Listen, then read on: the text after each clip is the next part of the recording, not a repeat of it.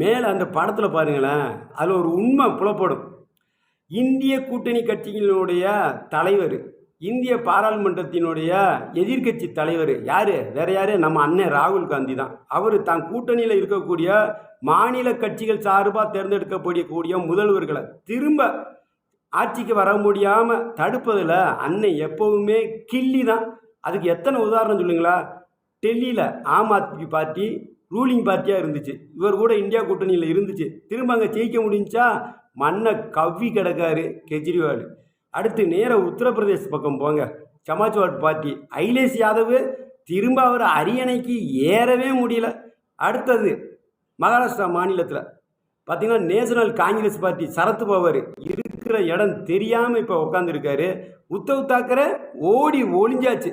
ஏன் சமீபத்தில் நடந்த சட்டமன்ற தேர்தல் தமிழகத்தினுடைய நிலைமை, எம்கே ஸ்டாலின் அவர்கள் முதல்வர் பதவியிலிருந்து தோற்று இன்னைக்கு எதிர்கட்சி தலைவராக உட்காந்துருக்காருப்பா.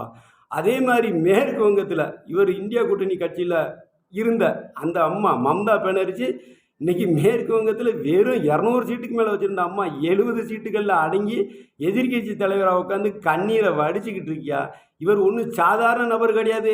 இவர் பேரே வடநாட்டு வைகோ. இவர் கடைசியாக தமிழகத்தில் டிவிக்கே கூட வந்து கையை கோர்த்துருக்காரு. டிவிகே கட்சியினரே கொஞ்சம் சுதாரிச்சிருந்துருக்குங்க. ஏன்னா அண்ணன் தோக்கடிக்கிறதுல கில்லி. ஏன்னு கேளுங்களேன், அவர் எந்தமே அதிகாரத்துக்கு வர முடியாது, ஆட்சி அதிகாரத்தில் உட்கார முடியாது. அவருடைய வயிற்றுச்சல் எந்த மாநிலத்திலையும் அவர் கூட இருக்கிறவங்கள முதல்வர் ஆக்க மாட்டார்.